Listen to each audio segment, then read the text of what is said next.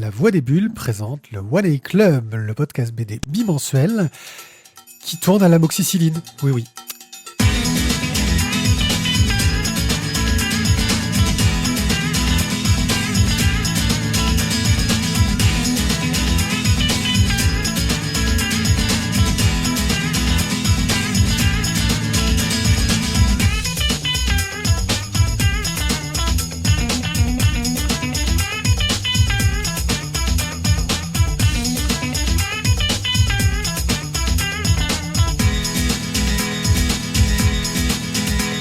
De sel aussi, sinon. Qu'est-ce que tu racontes encore comme Oui, connerie tu là, devrais là, on est... Tu devrais faire chauffeur de salle et ensuite j'ai dit tu vas faire chauffeur de sel. Ah, c'est pas mal. Mais après ça dépend comment tu écris sel. Quoi. Vu comme tu es malade, c'était celle qu'il faudrait chauffer.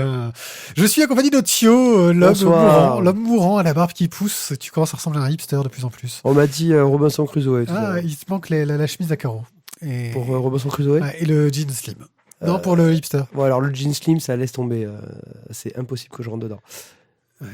J'ai déjà essayé en fait. Parce que... Ce n'est pas toi qui rentre dans le jean slim, c'est le jean slim qui rentre sur toi.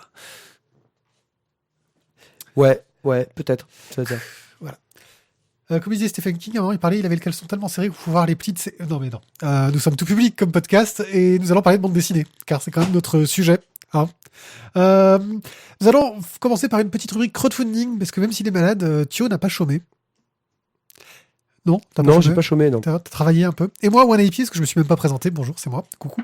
Moi, je vais pas de rubrique spéciale, mais on va vous parler de bande dessinée, de Roger et ses humains, de Paca, qu'on va rencontrer au Festival des Calanques et des Bulles les 16 et 17.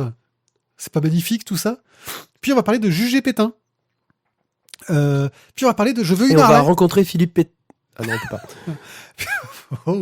Puis on va parler de Je veux une Harley. De Franck Marjoin, que l'on va rencontrer au festival. Vu que c'est le parrain du festival, une star de la bande dessinée. Puis on va parler de Fiction Squad 2 et 3, dont on va rencontrer personne. Ouais, mais j'ai rencontré l'œuf. Hein?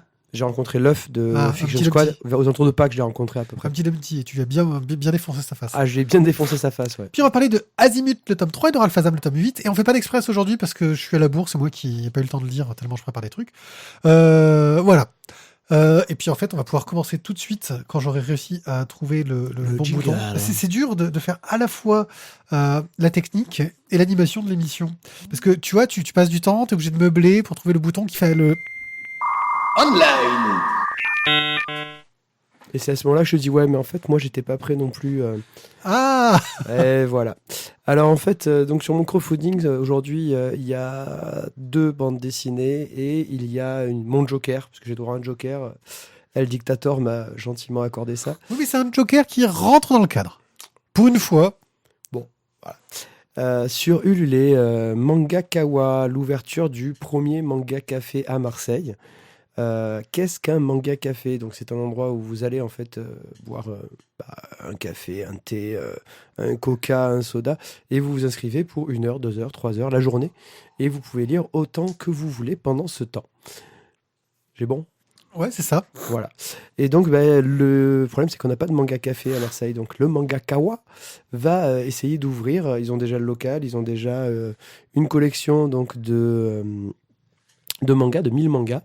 Et en fait, ils aimeraient grossir un peu la collection, améliorer certaines choses, avoir la petite table qui fait bien, je ne me rappelle plus le nom japonais. Oui, les tables qui chauffent et tout. Sachant que c'est un projet associatif, hein, c'est pas un projet commercial. C'est un projet associatif, tout à fait. Alors, voilà, je cherche. Parce que bon, j'avoue qu'un projet commercial comme ça, je l'aurais un peu fait, il se fout de notre gueule. Kokatsu. Kokatsu. La table japonaise, des toilettes japonaises. Alors, si c'est juste ça m'a fait kiffer ma race. Tu aimes les petits jets dans tes... Si ils ont les toilettes, ou quand tu te poses dessus, une fois que tu as fait ton petit truc, enfin ton gros truc, hein, et que tu as le petit jet qui vient te mouiller le derrière. Ouh. Voilà. Ça, depuis Therma et Romae, tu en rêves. Ouais, c'est ça. Non, mais surtout, c'est que j'aimerais bien connaître le truc. Voilà. Ça, ensuite, ils veulent faire sur le matériel de karaoké. Si vous savez où on peut trouver ce genre de toilette dans la région de Aix-Marseille, faites-le nous savoir. Thio est intéressé. Non, ça jamais. Je sais pas chez moi. Premièrement, parce que j'ai pas d'électricité. Non, mais pour y aller. Ah, ok. Donc voilà, donc les porteurs du projet, donc c'est une association, c'est 2 personnes, Juju et Cédric, qui sont donc des fans de manga et qui donc voilà essayent justement de se lancer le projet. Ils essayent donc normalement le manga Kawa, d'après ce que j'ai compris, va quand même ouvrir, même s'ils ne financent pas ils réussissent pas leur financement sur Ulule. Mais s'ils y arrivent, ils auront déjà encore plus de choses à vous montrer et à vous faire découvrir. Oui, ils veulent proposer des cours de langue, du cosplay. Des dramas japonais. Oui, des diffusions de dramas japonais. Enfin, c'est des séries télé en fait japonaises qu'on connaît pas du tout en France. Les friandises japonaises aussi. Ouais, j'ai vu des têtes de Kit Kat, mais ça me fait halluciner quoi. Alors, la dernière fois, j'en ai goûté, je crois que c'était des Kit Kat au wasabi. Des Kit Kat, d'accord, oui. Ouais, effectivement. c'est une copine qui était au Japon qui m'a ramené ça. C'est pas mal. Bon, donc du coup, voilà, qu'est-ce que vous pouvez avoir? Pour 5 euros, vous avez une grande tape dans le dos, un remerciement et un grand sourire. Pour 10 euros, vous avez une journée entière de consultation de manga. Mais donc, du coup, il faut venir à Marseille, hein, les gars. En même temps, vu qu'on est la deuxième plus belle ville du monde, il faut venir. C'est laquelle la première? Varsovie, je crois. Pour 20 euros, vous aurez un repas de spécialité japonaise cuisiné par le chef. Plus tout le reste. Ensuite, vous avez un t-shirt pour 50, pour 100 euros. Enfin bon. Voilà, je trouve que l'idée est sympa et surtout, c'est la première fois qu'on en aurait un sur Marseille. Et même si on n'est pas fan de manga, je pense Oui, quand même parce que que c'est pas- j'irai peut-être y jeter quand même un petit coup d'œil.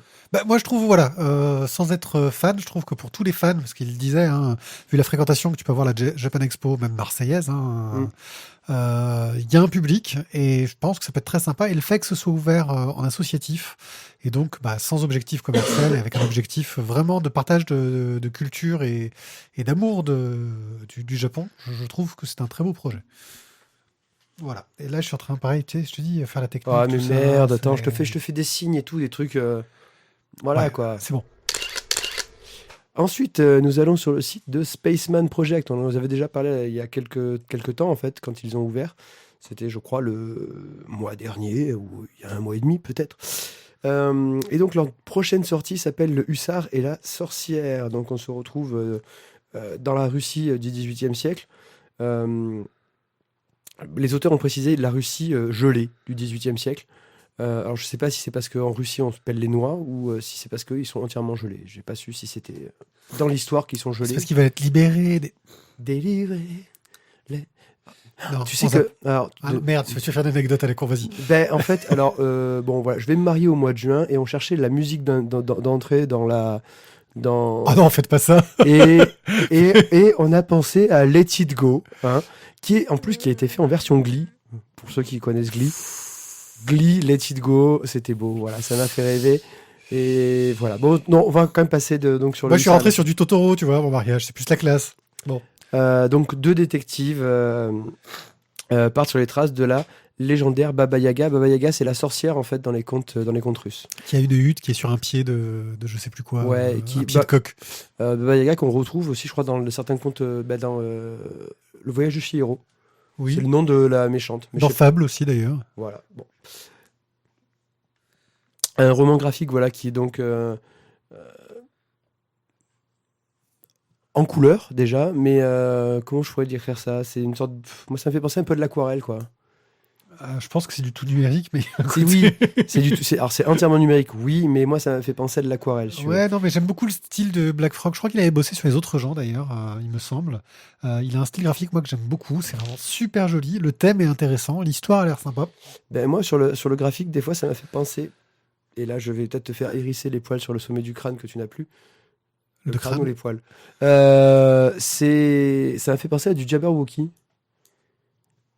Le manga de Ah oui, effectivement, ça se hérisse. Tu vois, voilà, J'aurais ouais. pas été jusque-là, mais. Non, mais parfois. C'est quand même beaucoup plus subtil, doux et voilà. Oui, alors il n'y a pas de gros. Non, mais voilà, par exemple, je te montre une planche. Celle-ci, moi, ça m'a fait Oui, penser non, à du mais dans le Jabberwocky. côté un petit peu. Ouais, au niveau graphique, où c'est quelque chose d'assez fort, d'assez poussé, au niveau des contraintes graphiques, au niveau du choix des couleurs, des ambiances. Mais c'est vrai que, enfin, moi, je trouve ça très joli. Et en plus, c'est pas cher. Alors c'est pas cher, je suis pas entièrement d'accord avec. 16 € le softcover Alors. de 104 pages. Voilà, c'est vrai, mais 16 €, ouais. La BD de 104 pages à 16 €. Pour 15 €, t'as un 46 pages couleur, même si t'es en cartonné, quoi. C'est pas faux. Bon, ok, c'est vrai, c'est pas cher, voilà. Voilà. Par contre, c'est vrai que du coup, si vous voulez le making-of, par exemple, et le softcover, c'est 31 €, il n'y a pas de réduction, quoi. Hein. Voilà. Tu vois, t'as pas de tarif dégressif. Oui. Par contre, l'avantage, c'est que si vous voulez le lire en anglais, en français, en espagnol ou en italien, ce sera disponible. Voilà. Bah, en gros, moi, ce que je trouve intéressant, c'est qu'ils ont fait un prix d'attaque qui est très raisonnable à 16 € pour avoir le livre. Après, oui, tu vas en 35 € si tu veux le hardcover, le en dur, quoi, à la française, j'ai envie de dire, couverture Ouais. rigide. Mais, disons que déjà 16 € pour la BD de plus de 100 pages, moi, je trouve ça très honnête. Voilà. Mais moi, je trouve que l'hardcover, ça fait très cher, quoi. Ah oui, pour le coup, le hardcover fait cher, je suis d'accord. Mais là, tu soutiens le projet dans ce cas-là. C'était dans l'approche. Oui, non, mais bon. Enfin, voilà. Mais bon, ça a l'air. Enfin, en tout cas, je trouve que Spaceman Project, avec leur 1 ou 2 projets par mois, c'est intéressant, en fait. On peut, je pense, y trouver des trucs plutôt cool. Et ça, c'est un projet qui fait envie. J'hésite, tu vois. Bah écoute, vas-y, fais-toi plaisir. Et notre troisième crowdfunding du jour, on retourne chez Ulule pour The Secret Life. Je la refais. The Secret Life. Je vais y arriver. Je vais y arriver. The Secret Life of Crows. La vie secrète des corbeaux. Alors en fait, c'est un reportage animalier, donc fait tout en finesse, tout en douceur. Et en boobs. Et en boobs. D'ailleurs, je pense qu'à force, on va peut-être me surnommer boobs en fait, hein, parce que la dernière fois il y avait déjà boobs, mais donc c'est Ney Ruffino en fait qui était donc. Alors je vous le vends tel qu'ils nous le vendent sur la truc. Hein, c'est la coloriste de J. Scott Campbell. Donc J. Scott Campbell qui est connu pour Danger Girl principalement, qui arrivait dans la deuxième vague des Jones chez Image Comics, qui avait sorti. Donc on a fait dans les auteurs qui ont surgi à la même époque, il y avait Humberto Ramos, tu avais Chris Bachalo, enfin voilà, c'est un peu cette vague-là. Donc The Secret Life of Crows, c'est un comics indépendant qui va être édité en France. Alors là, l'avantage, je trouve, c'est que c'est un tout petit prix. Ça va être 6 €. Pour 6 €, vous avez donc... enfin, même pas. Pour 5 €, vous avez l'édition classique. Pour 6 €, vous avez l'édition, la variante édition. Pour 10 €, vous avez le comics pour la version Ulule qui est tiré qu'à 100 exemplaires. C'est très honnête. Voilà, Bon, après, c'est pas de la pagination de la mort. Hein. C'est des numéros 1, un format BD américaine. Voilà, donc, ça reste assez cher. Hein. 6 € pour la BD américaine de 25 pages. C'est ça, parce qu'ils n'ont pas mis le nombre de pages, mais ça va être du très court quand même. Maintenant, c'est quand même joli. Je sais pas ce que t'en penses toi, mais moi je trouve que c'est quand même... Alors toi, c'est les boobs qui te... Non, moi, alors, je connais l'éditeur, donc un éditeur, c'est Thomas Rivière qui tient le site Comixpress, qui est un fanboy, mais un fanboy, je veux dire, il m'en voudra pas de dire qu'il est un fanboy de J. Scott Campbell. Mais je veux dire, dès qu'il y a un bout de J. Scott Campbell quelque part, il faut qu'il en parle dans son site. En gros, J. Scott Campbell a marché sur une pierre, il va te prendre une photo de la pierre pour dire, regardez, c'est une pierre sur laquelle J. Scott Campbell a marché. J'exagère un peu, hein, mais voilà, c'est un grand fan, c'est un grand fan de tout ça. Et effectivement, le dessin est très joli, mais pour moi, il y a un côté un peu trop Topco à l'ancienne, donc les Witchblade, les premiers Witchblades, tu vois, ce côté-là, c'est très joli, mais j'ai peur que ça fasse un peu trop fan service et que le scénario suive pas, parce que là, ce qu'ils te vendent au niveau du scénario, c'est rien. Alors, là, tout ce qu'ils te vendent, c'est que c'est joli. Mais au niveau scénario, on me vend rien du tout comme sujet. C'est, oui, une femme corbeau qui arrive parmi les hommes. Ok, et il va se passer quoi ? Et qu'est-ce que ça me raconte ? Et quels sont les enjeux ? Et quelle est la thématique ? Je sais rien. Et pour me le vendre d'un point de vue scénaristique, oui, à part me vendre quelque chose de joli, et effectivement, c'est magnifique, hein, c'est superbe. Je trouve ça un peu... Alors ouais, ça vaut peut-être le coup de faire au poker. Hein, tu payes pour voir, quoi. Mais... Bah justement, la question, c'est tu te dis 5 €, tu payes pour voir. C'est ça, c'est pas cher pour voir. Pour voir, c'est pas cher. Je suis d'accord. Maintenant, voilà, j'ai un peu... Bon, alors, le projet est déjà financé à plus de 400%. Donc voilà. En plus, il n'y a aucun risque à investir dedans. Voilà, vous n'y avez aucun risque à investir dedans. C'est voilà. J'ai envie d'essayer, j'essaye. Voilà, Thomas Rivière, en plus, c'est quelqu'un de sérieux. C'est quelqu'un qui a été éditeur chez Glénat Comics, un des premiers éditeurs de Glénat Comics. Je crois qu'il s'est fait méchamment virer ou un truc dans le genre, mais bon. Panama Papers. Panama Papers. Non, on va pas faire d'actualité. Voilà, en gros, disons qu'il n'a pas voulu revendre. Je crois qu'il s'est fait virer parce qu'il n'a pas voulu faire transiter jusqu'en Amérique du Sud un tableau pour Jacques Glénat ou un truc comme ça. Enfin, j'ai rien dit. Bon, bref. Il a bossé, il a fait pas mal de séries, les Crimson, si on a eu droit à Crimson, bah pareil, tu vois, je te dis, époque Ramos et compagnie, il était fan de tout ça. Voilà, il a fait des choses sérieuses. Je sais qu'il avait déjà essayé des trucs en crowdfunding où il avait essayé de publier une série qui s'appelait, qui avait eu un petit souci technique, mais il a su se reprendre dessus. C'est une série sur un loup-garou, là, une histoire de loup-garou, je sais plus de qui c'est exactement, où la traduction était pas terrible. C'était une série de Kirkman. Donc, où la traduction n'était pas terrible, et il a réussi à se rattraper. Il a fait appel à Edmond Touriol, qui est le traducteur officiel de Kirkman en France, d'ailleurs, qui sera le traducteur de cette série-là. Donc, voilà, je pense que c'est un fan qui a pu faire quelques erreurs, mais qui apprend de ses erreurs, et je pense que ça peut être un très très beau projet. Voilà. Je pense que... Bon, ben donc, voilà, je peux encore rester donc, au crowdfunding. Ouais, c'est bon. Je suis encore nominé, ça va. Tu peux rester. Je peux rester en place, je suis pas viré. Non, je te Ok, garde. c'est cool. Bon, ben à bientôt pour un autre crowdfunding et vous faire dépenser des sous. Oh, Roger et ses humains. Roger et ses humains. Une bande dessinée écrite par la star de YouTube, Cyprien. Alias Monsieur Dream, parce que c'était son premier pseudo. Cyprien, quelqu'un que tout le monde connaît, que tout le monde adore, surtout quand tu as moins de 16 ans, où tu veux avoir une dédicace sur ta poitrine naissante. Quand tu le connais, oui, les fans de YouTube, les stars de YouTube ne plaisent qu'à la génération vraiment très en dessous de la nôtre, ce qui est assez hallucinant. On est jaloux d'eux parce qu'on aimerait voir leur succès. Même si je pense que eux, voilà. Tu sais, ça me fait penser à Robbie Williams qui disait c'était sympa d'être dans un boys band, mais disons que quand il a commencé à faire sa carrière solo. Robbie ou Robin Robbie, voilà, d'être dans un boys band, et que quand il arrivait après à faire ces trucs un peu à la grunge et à jouer au foot avec Blur, tu vois, il était content qu'il ait des fans un peu adultes et qu'il puisse s'amuser avec. Voilà, Cyprien doit être dans ce cas-là. Cyprien, je suis désolé pour toi. La vache, mais dis-moi, c'est. Non, mais Robbie Williams, t'avais dit tel quel. C'est Peggy 18 ou quoi? Tu fais quoi là? Bon, bref, Roger et ses humains, scénarisé par Cyprien, et donc on y va forcément avec un a priori parce que les youtubeurs, on crache dessus. C'est comme ça. Les youtubeurs, les gens crachent dessus, c'est normal.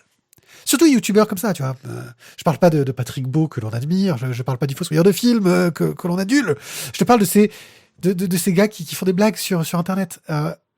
Et qui font la joie de Studio 404 quand ils doivent se moquer de quelqu'un derrière. Oui, parce qu'en fait, les gens, ils sont jaloux de leur réussite en se disant, mais putain, j'aurais pu faire la même chose. Exactement. Et là, du coup, mais sauf qu'en fait, il n'y a pas eu les coronesses ni l'intelligence de le faire. Sauf que ça fait... Mais bon, c'est quand la dernière fois que tu as vu une BD avec la photo du scénariste sur la couverture? Vas-y, dis-moi. Alors là, cherche, gars. Du scénariste, je parle pas du dessinateur. La photo du scénariste sur la couverture. Pas en 4e, sur la couve. Aucune idée. Non, t'as jamais vu ça. Ça n'arrive pas, je veux dire. Si, quand t'as la BD d'Elysée Moon ou quand t'as la BD de trucs comme ça, qui en gros sont souvent des BD de qualité plutôt, commerciale.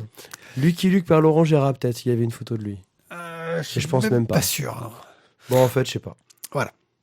Bref, on arrive là-dessus avec un peu de recul. Sauf que Paka est invité au Festival des Calanques et des Bulles. Et moi, Paka, son blog, où il fait des blagues complètement...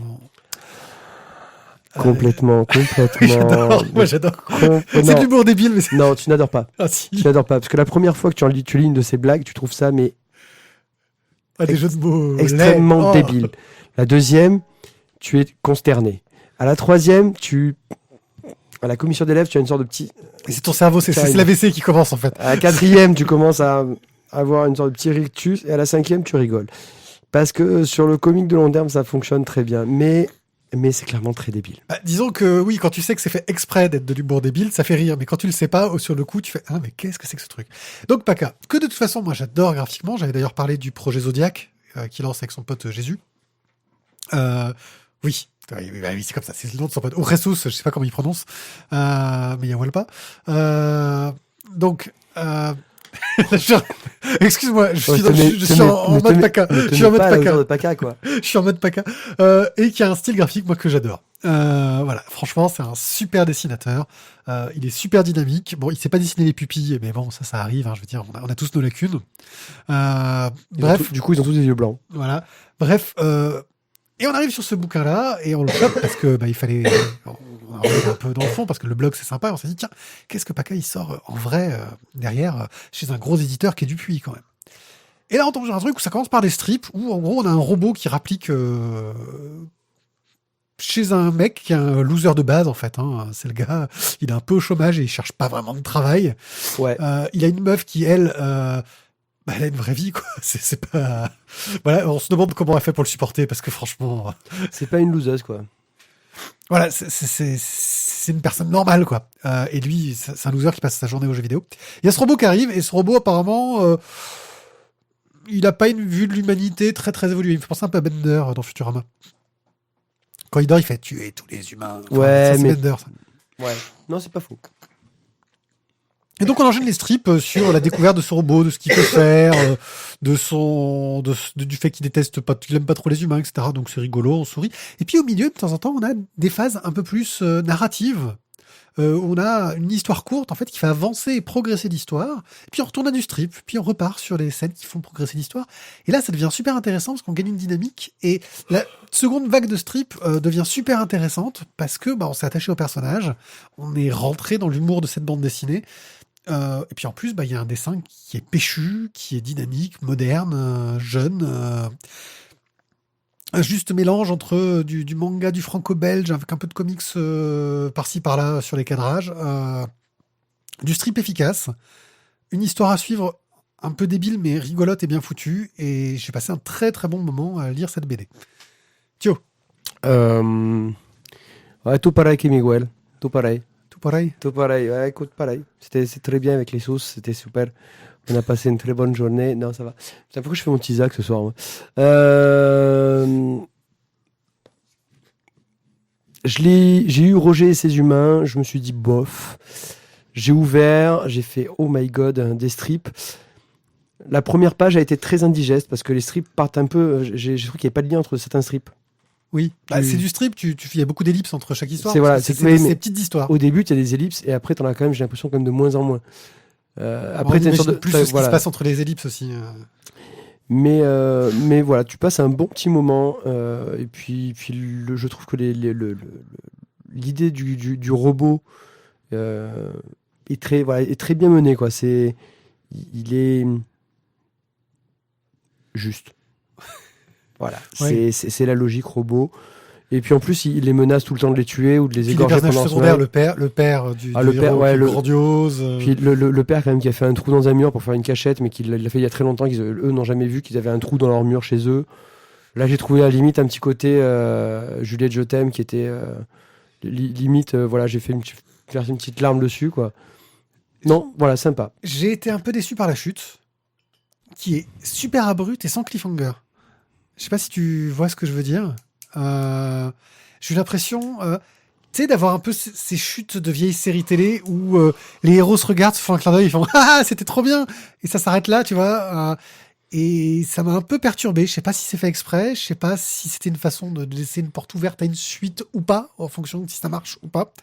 J'ai été un peu déstabilisé par cette Bah, fin. disons que la fin, ouais, les dernières cases sont un peu, ouais, bof, clairement. Il y a les événements qui se passent juste avant la fin qui sont. C'est top, ouais, non, c'est Top. cool, c'est péchu, il y a de l'action, Voilà, ça et pète dans tous les puis- sens.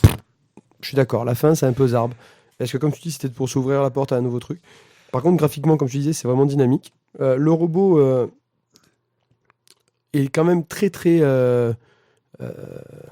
simple, mais j'ai trouvé que dans toutes les phases où ils essayent de le maquiller, de le déguiser, c'est excellent, quoi. Et puis je vois le petit gosse qui devait rentrer à l'école et qui se retrouve finalement, ouais, je suis rentré à l'école, on m'a rasé la tête, et tu vois l'autre avec cette espèce de Oui. touffe blonde sur la tête. Oui, Voilà, il c'est- a scalpé, quoi. Voilà, il y a des petits moments quand même qui sont des moments de franche rigolade. C'est un bon petit bouquin, clairement. Maintenant, la question que je me pose, c'est où est l'humour de Cyprien, où est l'humour de Paca? Qui a fait quoi sur ce bouquin? C'est pas très clair parce que Paca est aussi noté en tant que scénariste.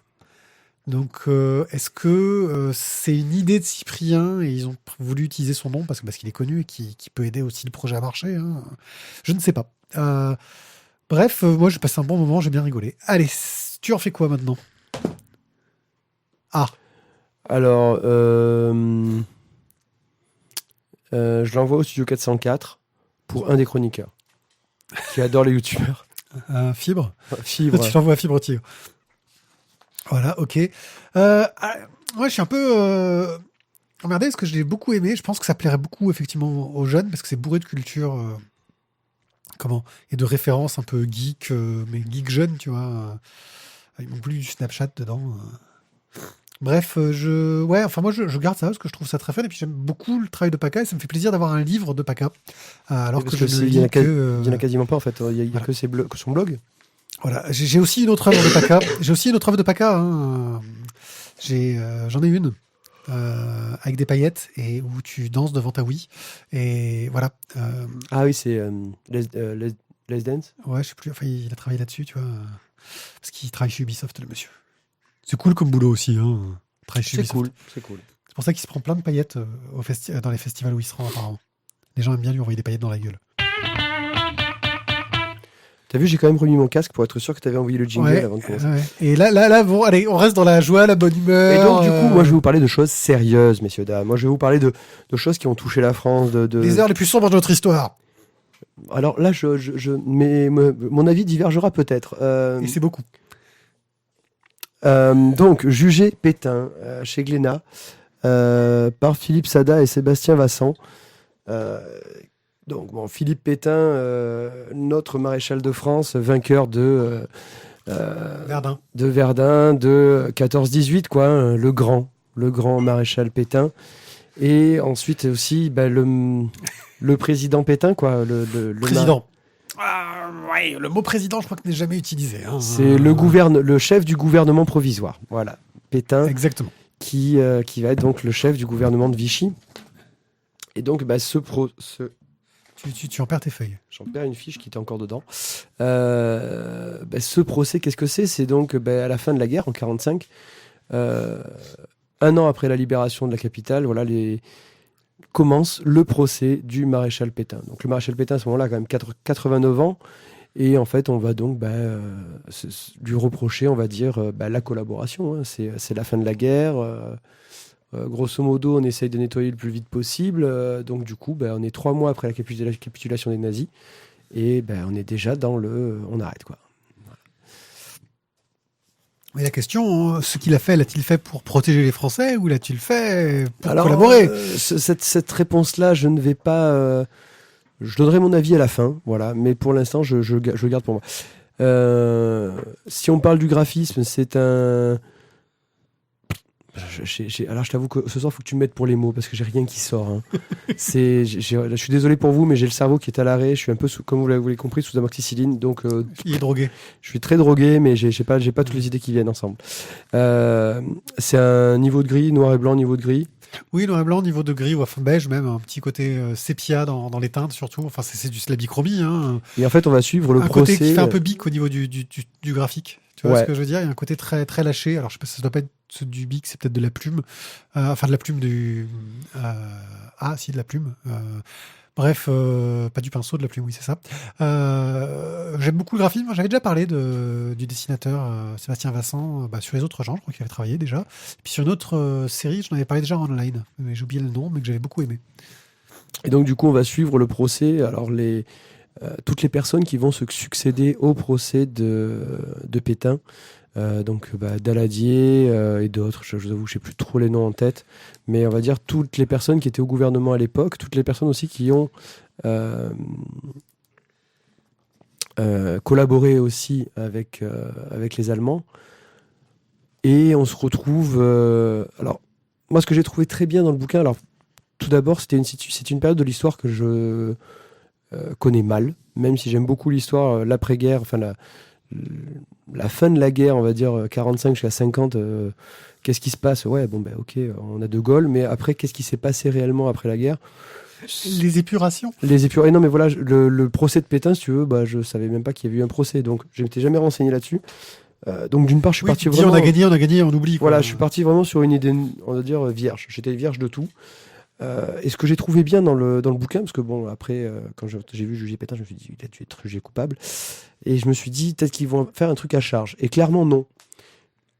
Ils sont vraiment, en fait, dans la pédagogie. On vous donne les faits, on explique pourquoi est-ce qu'ils ont fait ça, pourquoi est-ce que certains ont dit ça, pourquoi est-ce que Daladier, par exemple, dans sa déposition, n'a pas chargé le maréchal, pardon, ne l'a pas chargé parce qu'en fait, du coup, la défense du maréchal, je vais pas y arriver. La défense de Pétain, en fait, lui avait dit ok, mais dans ce cas-là, nous, si tu le charges pas trop, on va pas trop venir te faire chier sur la débâcle de 1940. Et le fait Est-ce que les mecs se défendent aussi, certains, parce que tout le monde est impliqué d'une façon ou d'une autre, en fait. Parce qu'il y a le jugement de Pétain, mais il y a aussi la débâcle de la... C'est vrai que t'as du mal avec les mots aujourd'hui. J'ai du mal, ouais, je suis désolé. La débâcle de 1940, et donc c'est ce moment où l'armée française s'est fait tataner les fesses, mais un truc sévère, et que le gouvernement a dû quitter en cata Paris, plus de moyens de communication, enfin un truc, tu te dis, mais ça fait très... Quand on te raconte tous les événements, tu te dis, mais what the fuck, les gars, c'était des amateurs, quoi. Et puis des phases en plus qui sont totalement en décharge. Le fait que il a été prouvé que Pétain a félicité quelqu'un de faire quelque chose alors en secret, alors qu'officiellement Alors, il lui disait que c'était pas bien. C'était l'amiral, je sais plus son nom, qui était en Darlan, fait Darlan, ouais, qui était en Amérique du Nord, qui avait donc l'Afrique du Nord. Afrique du Nord. Je vous dis quoi? Amérique. Tu veux la voir, tu l'auras. Vas-y. Ouais. Oui, qui avait donc du coup, entre guillemets, félicité le débarquement allié, donc américain et anglais. Et officiellement, Pétain avait dit qu'il fallait attaquer les a dit c'est pas bien, voilà, il faut pas. Il faut attaquer les Anglais. Voilà, et secrètement, en fait, il avait envoyé un message, fait passer un message à Darlan, le félicitant justement de sa prise de position pour le sauvegarde de la France. Et donc, tout le long du procès, en fait, on va citer tous les moments où Pétain va avoir un comportement ou va faire des choses contre les Français ou contre le bien national. La déportation. La déportation des Juifs. Alors, comme je vous disais, le journal, le bouquin ne prend pas de position sur savoir c'est bien, c'est mal. On expose les faits et on expose pourquoi, qu'est-ce qu'il a fait, pourquoi, comment. Un des faits, par exemple, qui explique sur la déportation, qui est un élément à décharge, entre guillemets, c'est qu'il s'est battu pour empêcher la déportation des Juifs français.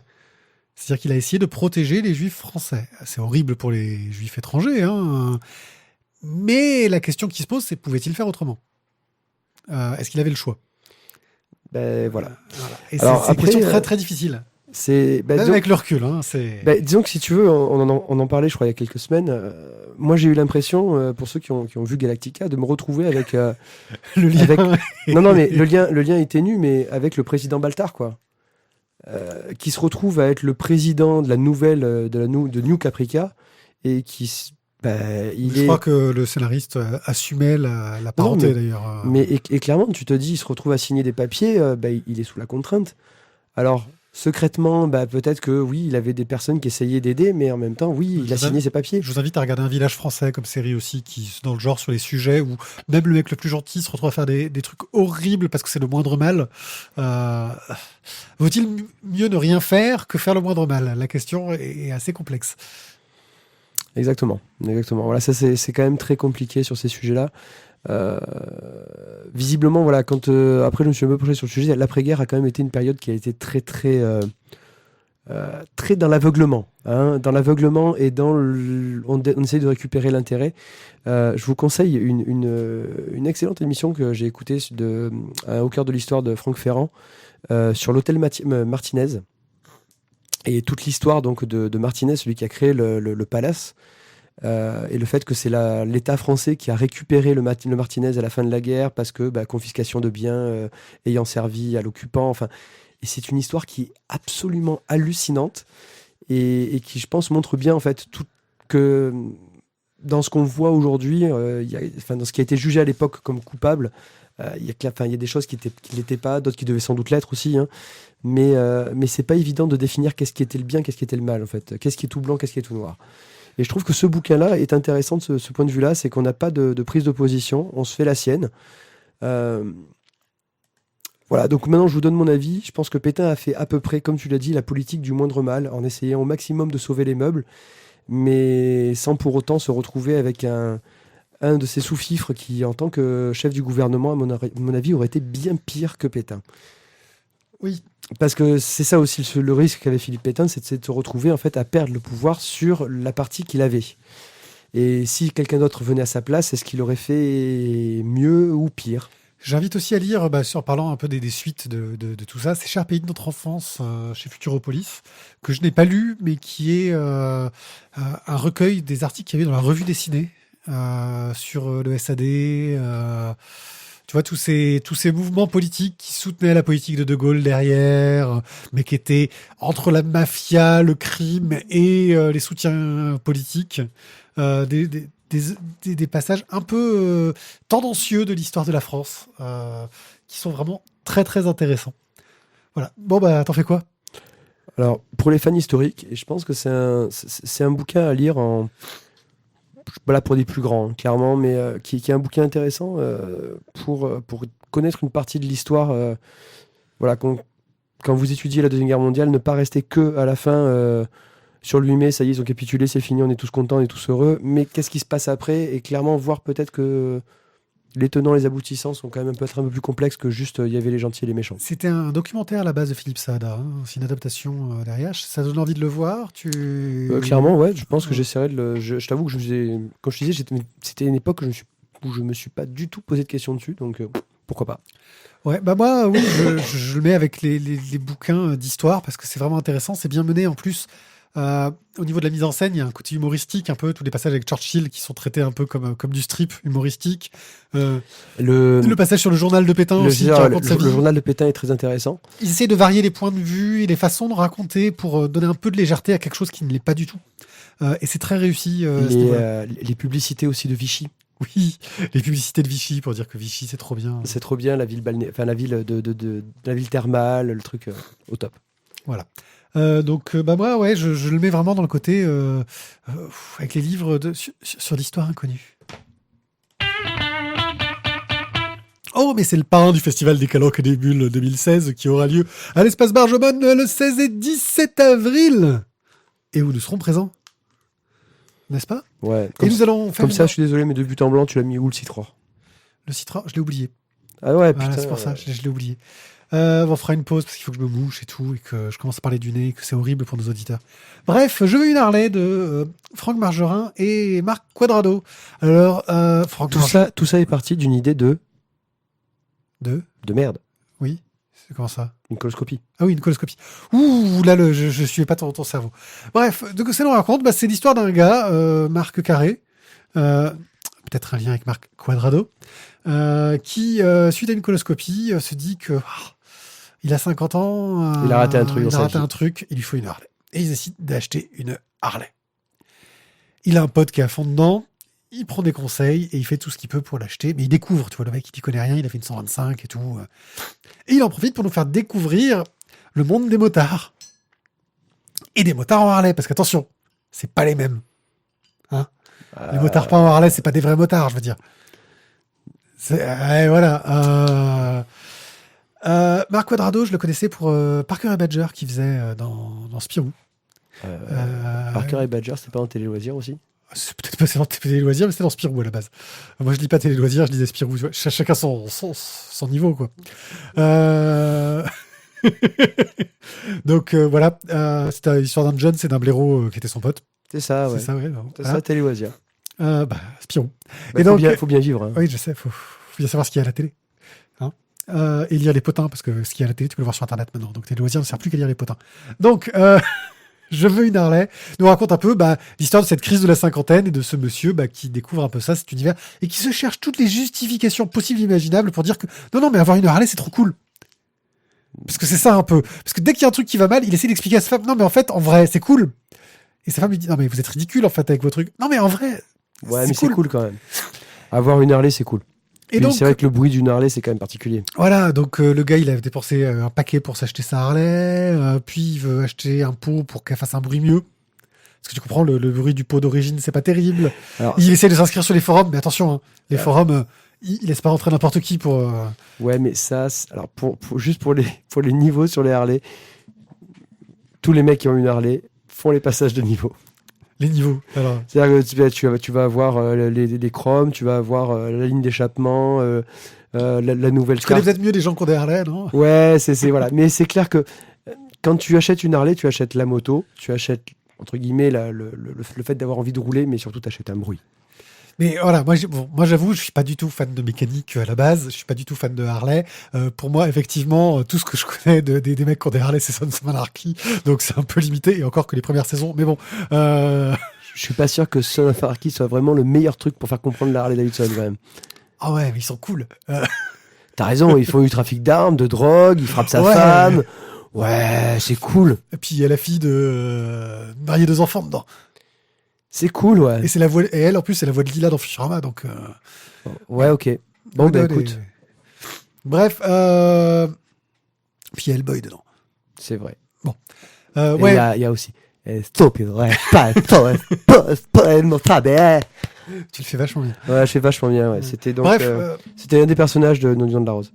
Ouais, donc bref, ouais, la BD est intéressante. Alors, pour les besoins de notre rencontre avec Comment il Franck s'appelait Margerin. d'ailleurs? Excuse-moi, parce que là, du coup, je suis obligé de te retrouver. Comment il Je sais plus, s'appelait? machin zoo, un truc comme ça. Pour les besoins donc du festival de la rencontre avec Franck Margerin, on s'est un peu penché dans sa bibliographie et effectivement, c'est des trucs qui sont pas tout jeunes, hein, je veux dire, les Luciens, etc., qui ont pris un petit coup de vieux, qui ont toujours sans doute eu le charme de leur époque et qui sont parfois un peu durs à lire. Et là, Disons, les Luciens, pour avoir relu les 88 tomes dans l'intégrale numéro 1, c'est pas bien, évident. c'est bien. On en reparlera. Hein. Mais c'est dur à lire, quoi. C'est Voilà. ancien. Momo le coursier passait déjà mieux, je pense. Ouais, ça passait déjà C'était mieux. un peu plus cool, mais c'était une forme d'humour qui est marquée de son époque.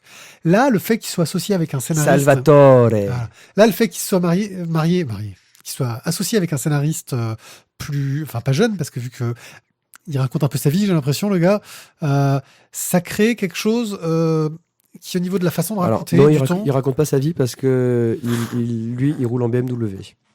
Oh la honte. Non, c'est parce que c'est Marc Quadrado qui roule en Harley. Ah oui, c'est ce que je dis. C'est Marc Quadrado qui raconte sa vie. Oui, mais Oui, ça scénariste. raconte- C'est le voilà. scénariste, c'est lui qui raconte quelque part à un moment donné. Et il y a une dynamique, il y a une pêche, il y a une jeunesse dans cette BD que j'ai trouvé très fun, très cool, très drôle parce que les personnages sont pleins de contradictions. Tu sais, toutes ces contradictions que tu peux rencontrer chez le fan qui va défendre ce qu'il aime, quoi qu'il arrive. Là, il fait ça sur les Harley, mais je pense que ça peut marcher sur n'importe quel sujet. Imagine par exemple s'il devait Apple. défendre le foot américain, tu vois. Non, Apple. Le foot américain, je veux En dire, fait, ce à mon sport de avis- débile. là. À mon avis, T'imagines c'est s'il quoi devait défendre ça il aurait pu être en fait mec qui défend Apple corps et âme. C'est la même chose. Mec qui vont dire oh mon dieu c'est trop bien. Mais où tu as quand même une communauté de fans qui est quelque chose de sympa au final. Et voilà, j'ai trouvé vraiment cette BD très agréable à lire là-dessus. Le trait de Margerin, c'est du classique Gronet. Vraiment, on est dans le classique Gronet. Je crois qu'on peut pas dire autre chose. Hein. C'est puis bon. Disons que c'est du Margerin, donc c'est un style à lui tout seul, je veux dire. Le mec, il dessine depuis tellement longtemps qu'il a créé toute une école, quelque part, j'ai envie de dire. Donc, tu peux pas dire autre chose que c'est du Margerin. C'est efficace, ça marche très bien, c'est bien raconté. Voilà, donc je pense que toi, c'est quelque chose qui t'a un peu réconcilié avec... Disons que ça m'a. Alors, le Momo, tu vois, Momo le coursier par exemple me fait plus penser à du Joe Bartim. plus récent. Voilà, qui est plus récent et qui est plus dans cet esprit-là. Faut qu'on lise les Luciens les derniers, justement, là encore, on est encore... Mais je veux une Harley, ouais, c'est sympa. Ouais, tu passes un bon moment. Alors c'est vrai que si vous êtes motard, vous allez retrouver certaines expressions, certaines choses, des trucs voilà, qui vous... Ouais, c'est pour les motards. Mais sans être motard, moi, Mais sans hein. être motard, tu peux aussi accrocher. Mais ça peut être... Ça te donne un petit esprit quand même corporate. Tu vois, Voilà. Moi, ce que j'en fais, c'est que je le recommande à tous les passionnés de quoi que ce soit, parce que ça permet de se projeter un peu sur tous les travers, les qualités et les défauts qu'il y a de faire partie d'une communauté de passionnés, quelle qu'elle soit. Et toi, tu en fais quoi ? Moi, je pensais justement à le faire découvrir aux fans du Joe Bartim pour dire en fait qu'il n'y a pas que l'arsouille. Il y a aussi quand même le fait de pouvoir rouler à la cool, quoi. Fiction Squad, tome 2 et 3. Et oui, on finit de Paul Jenkins, Ramon scénario. Bach et Leonardo Pacciarotti. À la couleur. Quel talent. C'est chez Glénat. Et Fiction... pas Glénat Comics, alors que c'est du comics. Je sais pas pourquoi, mais bon... Donc nous suivons l'inspecteur Frankie Mac. Frankie Mac qui enquêtait dans le premier tome sur un accident qui est arrivé à un petit Dumpty. Un petit Dumpty donc, qui est un œuf et qui en fait a perdu, qui s'est tombé du mur, qui s'est un peu cassé. De l'autre côté du miroir, hein. Je crois que c'est un petit Dumpty. Je crois que c'est pas Alice au Pays des Merveilles, je crois que c'est de l'autre côté du miroir. Oui, je crois que c'est la suite. Et donc on se retrouve donc dans le monde de Rime. Rime en fait qui est un monde dans lequel vivent tous les personnages de contes, plus les personnages de livres pour enfants. Enfin, on retrouve les sorcières du magicien d'Oz, on retrouve les reines d'Alice au Pays des Merveilles, merci. Et donc plein de personnages, quoi. On a par exemple Tom Pouce qui est le capitaine de police, qui est donc le chef de Frank Mac. On a le Simon Simplet qui en fait est le petit le bleu, le lieutenant de Frankie Mac.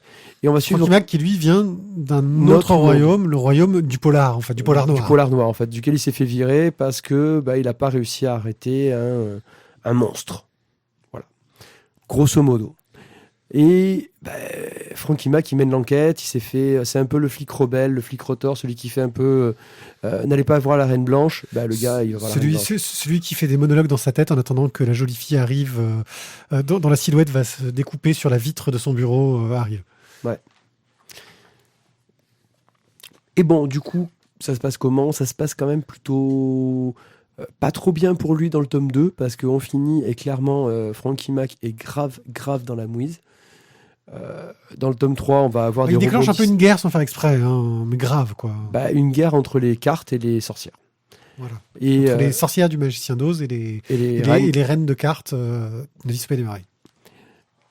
Donc dans le tome 2, donc on arrive sur cette fin où il est quand même bien emmerdé, et dans le tome 3, on arrive avec autre chose, où là on a la solution et le happy end. Car c'est la fin de l'arc, hein, c'est pour ça qu'on l'a pas mis en express, parce qu'on finit une histoire quand même. Bon, l'univers de Bois des Contes, moi j'ai trouvé ça... Alors au début, j'étais pas très chaud sur Fiction Squad, clairement, et finalement, je me suis quand même beaucoup amusé. Ouais. Parce que c'est bourré de références, parce que bon, le dessin de Paul Jenkins... Non, pas de Paul Jenkins, de Ramon Bach. Ramon Bach. Bax. Enfin bon, c'est lui quoi, Ramon.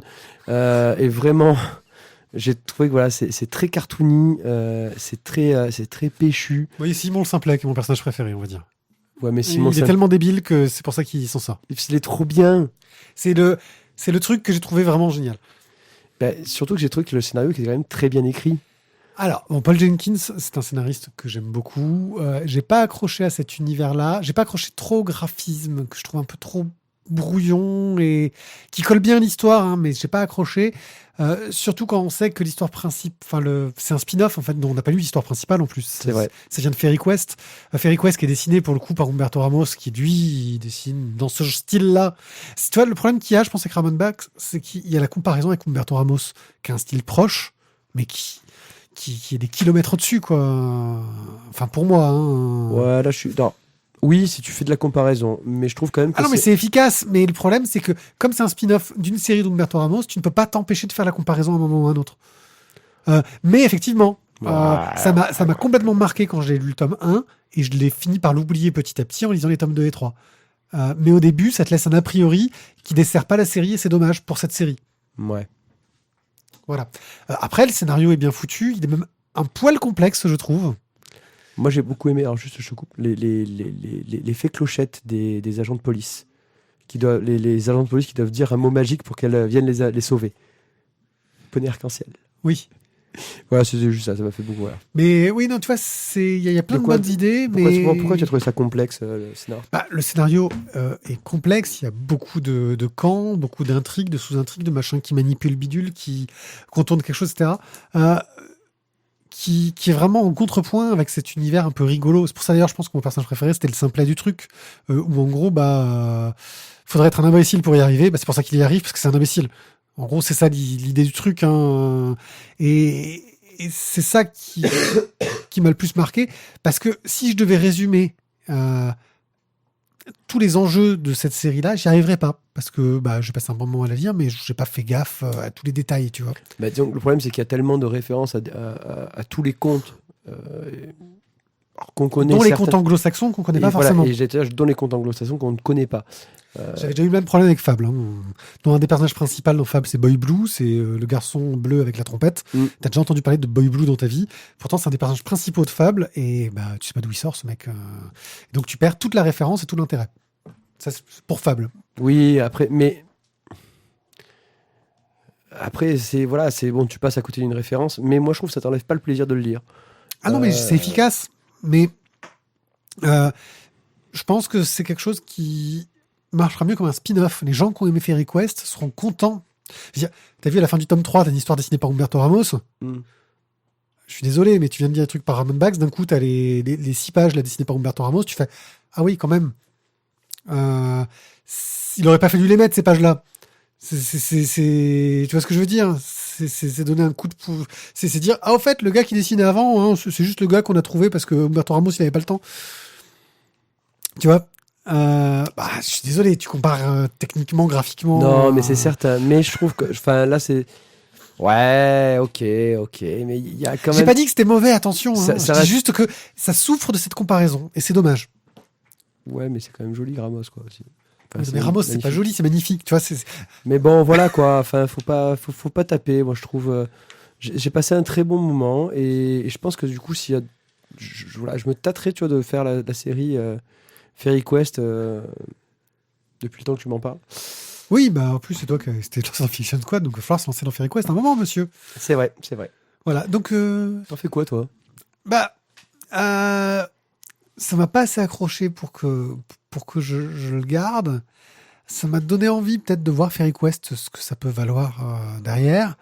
Là, ouais, je l'offre à quelqu'un qui a lu Fairy Quest, quoi. C'est un peu ce que j'en fais, parce que je saurais pas trop. Toi? Moi, j'ai mis 2 mots. Ouais, à l'ancienne? Roger Ah non, Rabbit. pardon. Voilà. Moi, j'ai mis Roger Rabbit parce que pour moi, c'est le lien entre un truc pseudo-réel et le monde, le monde des toons, quoi. Et c'est ça, je trouve, moi, ça me fait toujours kiffer, quoi. Azimut, le tome 3. Azimut, une bande dessinée de Wilfried Lupano et Jean-Baptiste Andréae. C'est le tome 3 qui s'appelle Les Anthropotames du Nihil. Voilà. C'est une histoire, j'avoue que pour le résumer, mais c'est une galère infâme. Je suis un peu largué. Parce que c'est une histoire d'aventure. On va suivre des personnages qui essayent de trouver comment arrêter le temps. Et le personnage principal, qui s'appelle Maniganza, son but, c'est d'arrêter le temps pour ne plus vieillir et devenir immortel. Et on est dans un univers complètement hallucinatoire où toutes les métaphores sont réelles. Toutes les métaphores autour du temps existent et ont une réalité. Et on va suivre ces gens-là qui essayent de trouver comment vaincre le temps avec plein de petites histoires annexes au milieu. Et j'ai pris un plaisir fou à lire cette BD, mais j'arrive pas à la résumer, quoi. C'est horrible. Alors, clairement, pour le pitch, c'est ultra compliqué. Il y a tellement Ah voilà, c'est pas que moi. C'est pas que moi. C'est... Il y a tellement d'histoires qui s'entremêlent que tout résumer de manière rapide, concise, précise, c'est chaud, clairement. En gros, c'est une histoire. Je pense que si on devait résumer, moi, le ressenti que j'ai, c'est une histoire sur le temps qui passe, comment contourner le temps, comment aller à l'encontre de la naturalité du temps, où tout ce qu'on peut imaginer autour du temps se matérialise. Avec des paradoxes, des voyages, des allers-retours. Et c'est super bien raconté, super bien mené, mais c'est d'une finesse et d'une complexité qui est irrésumable, je pense. Vous allez nous emmerder cette BD, quand même. Quelque part, j'aurais presque dit, moi, ça me ferait, au niveau du scénario, penser un peu à la Nef des Fous. Ah, totalement, oui. On en avait, je crois que là, quand on a parlé des premiers tomes, tu avais déjà... J'avais pas encore lu quand vous en avez parlé la dernière fois, des tomes 1 et 2, je les avais pas lus. Donc j'ai rattrapé mon retard depuis. Et effectivement, comme vous m'en parliez, ça m'a fait penser à la Nef des Fous, et je pense que vous avez fié le lien déjà. Peut-être, voilà. Donc du coup, le scénario, c'est la Nef des Fous, quoi. Ça part en tous les sens. Tu suis pas tant que ça de personnages, mais ça part tellement dans tous les côtés. T'as tellement de camps différents que waouh. Mais c'est palpitant. Moi, j'ai pas trouvé, j'ai pas eu un seul. C'est beau, c'est poétique, J'ai pas eu un seul temps mort et graphiquement. Jean-Baptiste Andréae, il est trop fort. Bah, c'est waouh, quoi. Il y a un côté un peu, j'ai envie de dire, début de Delcourt. Tu vois ce que je veux dire? C'est début de Delcourt. Quand on découvrait les premières séries qui allaient cartonner, je pense à Légende des contrées oubliées. Tu vois, en lisant ce bouquin-là, j'ai retrouvé un peu les sensations que j'avais en découvrant ces séries-là. Qui m'amenaient dans un univers auquel je m'attendais pas, dans du médiéval fantastique. Là, on n'est pas dans du médiéval fantastique, mais un peu dans cette idée-là auquel je m'attendais pas. Une sorte de magie qui m'a surpris. Et où je me suis totalement laissé embarquer. Est-ce que c'est beau, c'est onirique, il y a de la poésie, mais il y a aussi de l'humour, il y a de l'action, voilà. Je pense que c'est la BD qu'on aura le moins bien vendue, tout en disant que c'est une des meilleures. Franchement, c'est essentiel, quoi. C'est, je pense, essentiel et c'est splendide. Moi, ça me fait penser un peu sur le dessin et surtout sur les couleurs à du vent dans les sols. À ce côté un petit peu, tu vois. Moins ancré dans la réalité, Ouais. quand même. Parce que le vent dans les saules, il y a une sorte il essaye d'ancrer sa BD dans un réalisme. Bah là, c'est plus un monde onirique, mais je te parle au niveau vraiment de la couleur, de cette ambiance de couleurs qui sont. À la Ouais, fois- où il va chercher dans les grands classiques de la peinture. Voilà. Et c'est. Enfin, c'est vraiment un moment étrange, quoi, de lire du Azimut. C'est un peu azimuté. Allez, je l'ai faite. Il fallait. Voilà, donc et on en fait quoi de ça? Parce que là, je crois qu'on a fait vite cette chronique. Pour le coup. On l'a fait vite. Alors, clairement, on l'a fait vite, mais pas parce que c'est mauvais, hein, mais parce que c'est dur d'en parler. Sans gâcher les surprises et le plaisir qu'on a à la lire. Parce que c'est ça, c'est une BD qui est pleine de surprises. C'est beau. C'est beau, hein, ce que je dis. C'est beau. Bon, t'en fais quoi, toi? Ouais, j'ai envie de le mettre à côté de La Nef des Fous, à côté de toutes ces séries qui m'ont un peu fait rêver. Ouais, non, c'est une BD qu'il faudrait que je chope. Elle est à qui d'ailleurs? Elle est à toi moi. Elle est à toi. Un jour, j'irai faire un casse chez toi pour te piquer juste ça. Voilà. Que ça? Pourquoi tout le reste c'est de la merde ce que j'ai chez moi? C'est ça que tu me À dis? côté des Immutes, le reste c'est de la merde. Putain, ouais. Je laisserai toutes tes BD historiques. J'ai pas que ça, d'abord. Je sais. Voilà, c'est mesquin. Je piquerai Funérailles aussi. Vas-y. Ah ouais, ça, c'est possible. Je sais pas. Je sais pas ce que j'en ferai. La BD qui nous laisse sans mots. C'est, ouais, tu sais, d'une part, je pense que c'est un truc vraiment que vous pouvez offrir. Parce Aux que, rêveurs. bah ouais, ceux qui aiment un peu, des trucs un peu décalés, mais qui aiment les jolis trucs petits, les jolis petits trucs mignons. Voilà. Avec des belles histoires, avec une jolie poésie, ça fait une jolie musique, quoi. Quand on le lit, on est bien. Ah, Puis un côté. Ah tiens, je sais pas pourquoi je pense au Shadok d'un coup. Il y a un petit côté Shadok. Ce côté un peu absurde dans cet humour, tu vois. Parfois, il y a des passages qui sont à la fois poétiques et absurdes qu'on peut retrouver dans les Shadok. Les Shadok, ils ont que 4 cases dans leur tête et s'ils veulent apprendre à faire un truc, ils sont obligés d'oublier un mot. Voilà. C'est le genre d'idée que tu peux retrouver dans Azimut. C'est bien, quoi. Ouais, c'est bien. Ralph Azam, le tome 8, donc le début du deuxième cycle. Deuxième époque. Il a fait un cycle de 7 tomes. C'est rare, un cycle de 7 tomes. En général, il essaie d'avoir un chiffre rond, les gars. 4, 6, 8. Bah, lui, c'est 7. Donc, de Lewis Trondheim, qui s'intitule... Et Brigitte Vindacli à la couleur, parce que là, pour le coup, on ne peut que la féliciter. Oui, de Personne n'attrape une rivière. Donc, petit rappel pour ceux qui n'ont pas lu Ralph Azam avant et qui se poseraient la question... Nous allons spoiler comme des malades. Ralph Azam a gagné la guerre. Il a détrôné le méchant Von Cyrus et il se retrouve désormais le nouveau roi du pays et il doit désormais gérer le pays. Voilà. Et en fait, il se fait gravement chier. C'est clair. Voilà. Il est entouré de tous ses amis qui ont des dons, les peaux bleues, qui ont tous des dons, qui l'aident à gouverner, et il a tous les objets de pouvoir. Donc le bracelet, l'épée, la cote de maille. Qui lui donne des pouvoirs. Qui peut lui permettre de voler, de faire plein de choses. Et donc forcément, quand on lui dit il y a un souci à tel endroit, il dit ah j'y vais. Non mais là les autres lui disent mais on est vos conseillers, c'est à nous d'agir. Non, le roi, c'est pas toi d'y aller quoi. Non, je suis le roi, j'y vais. Bon, et forcément il va y aller, il va lui arriver des mésaventures. Et... Parce que les gens ne le reconnaissent pas, ils savent pas que c'est le roi. Le mec il arrive, bonjour, je suis le roi. Mais, vas-y quoi, je te crois pas. Bah si, parce que le roi il vole. Si t'es le roi, tu voles. Oui, c'est ça. Bon, et donc du coup, on se retrouve à suivre notre cher Ralph Azam qui va perdre une partie de ses objets magiques et va se balader dans le pays en essayant déjà de récupérer les objets qu'on lui a tirés. Et on va découvrir qu'il y a une sorte de nouveau ennemi juré contre, en fait, un ennemi contre la religion. Alors, c'est sur l'île de Tornvik. En fait, ils se coupent tous l'oreille gauche. Va savoir pourquoi. C'est l'oreille cassée, en fait. Non, mais c'est le problème je pense que c'est un petit brûlot contre la religion. Hein. Il se coupe l'oreille gauche parce que c'est comme ça qu'on fait. Et puis cherche pas. C'est ça. Je sais pas pourquoi, en fait, il fait ça en ce moment sur la religion. Ouais. On va comprendre. Graphiquement, c'est toujours du Trondheim. Hein, c'est toujours joli, mignon. Au niveau des couleurs, c'est nickel. C'est très joli. Un travail sur les dégradés. On l'a déjà dit. Hein, Voilà, donc on va se sur, répéter. sur du Trondheim en général, c'était toujours des aplats. C'était Brigitte Finn-Dacli qui faisait les couleurs. Elle travaillait beaucoup sur des aplats. Et puis là, elle a décidé de se lâcher, de se faire plaisir avec des dégradés, un côté aquarelle. Je sais pas si c'est de l'aquarelle ou si c'est de la couleur informatique pour le coup, mais c'est beau, quoi. C'est très bien fait. C'est très très bien fait. On passe un bon moment.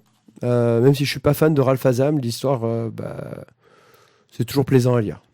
Je trouve que ouais, ça se lit tout seul parce que c'est bien écrit en fait. Ça fait partie de c'est un vrai feuilleton.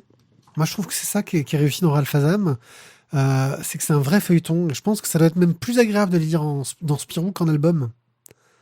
Parce que je suis sûr qu'il y a un découpage qui est pensé pour être, tu vois, par rapport à la lecture dans Spirou. Ouais. Et je pense que c'est vraiment une série moi, je retrouve ces qualités que tu peux avoir des feuilletons d'antan, quelque chose de romanesque, avec de l'action, des retournements de situation, du Dumas. Mais ouais, parce que bon, Dumas maintenant dit c'est de l'art, c'est classique. Mais du Dumas dans le sens où c'est de la bande dessinée populaire qui est faite pour être lue de façon feuilletonnante et où on utilise plein d'artifices de mise en scène, mais qui sont efficaces et qui marchent bien. Et moi, je prends du plaisir à le lire. Ça sort très régulièrement parce qu'il sort très vite, c'est Ralph Azam. Mais je suis quasi persuadé qu'il y a... Enfin, je lis plus Spirou depuis un moment, il faudrait que je m'y remette parce que c'est quand même un très bon magazine. Il ne doit pas y avoir un épisode de un magazine Spirou sans Ralph Azam dedans, quoi. Parce que la vitesse à laquelle il te les pond... Et je trouve que tu as ce côté feuilletonnant qui est vraiment réussi pour le coup, avec des nouveaux enjeux à chaque fois qui sont intéressants, de nouvelles idées qui tiennent la route. Une bonne idée d'utilisation des pouvoirs. Et là, on voit on sent qu'il y a un petit côté peut-être rôliste dedans. Du genre, j'ai un pouvoir, comment je pourrais utiliser ce pouvoir pour faire mieux que ce pourquoi le pouvoir est prévu. Ouais. C'est ça. Non, c'est bien fait. C'est bien fait. Voilà. Puis le dragon, c'est sympa aussi, je trouve. Non, mais c'est bourré d'idées. D'idées sympas. Et puis ce côté pince sans rire de Trondheim qui marche bien. Tu en fais quoi? Je laisse aux fans de Trondheim, parce que moi, je ne suis pas non plus un fan ultime. Même si on passe un très bon moment à le lire, voilà, je le laisse aux fans. Au pur. Moi, je le recommande à ceux qui cherchent un feuilleton. Vraiment une série en bande dessinée. Quelque chose qui soit à suivre et qui aime se laisser surprendre. Okay. Je crois qu'on a fini. On a fini. Oh, on a fini l'émission. Et tu vois, on devait faire court, et on a quand même tenu 1 heure. Hein. Au revoir. Voilà. À bientôt. Bonne nuit. Ah ouais, non, là t'es cash là sur le final de l'émission. N'hésitez pas à nous laisser plein de messages, surtout pour le Dr Tizak. Je vous rappelle que de toute façon, tout ce que dit Tizak, nous ne sommes pas responsables. On n'est jamais en adéquation avec tout ce qu'il dit, donc voilà, ne nous en voulez pas. Nous avons prévenu la police d'ailleurs. Ouais. D'ailleurs, c'est pour ça qu'il n'est pas là ce soir. Ils sont en train d'interroger. Il a l'évéché. Hein. Il finit la soirée, je pense. Voilà, merci de nous écouter. N'hésitez pas à laisser des commentaires. N'hésitez pas à venir nous voir au Festival des Calanques et des Bulles. Donc, ouais, on y sera. On va faire plein d'animations. Voilà. On fait une conférence avec le parrain le samedi après-midi.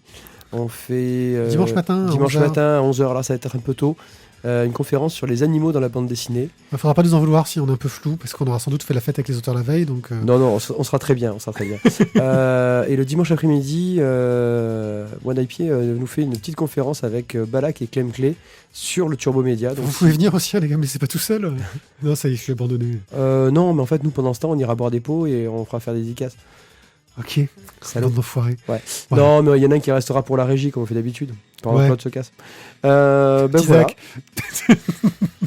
Il n'est pas là. Il n'est pas là, c'est vrai. Ils absent toujours temps. Donc, merci beaucoup. N'hésitez pas à passer au Festival des Calanques et des Bulles le 16-17 avril à l'espace Bargemont à Marseille. Passez de bonnes vacances si vous êtes en vacances. Sortez couverts, buvez du vin et puis voilà. Faites la fête. Ciao, merci. Ciao.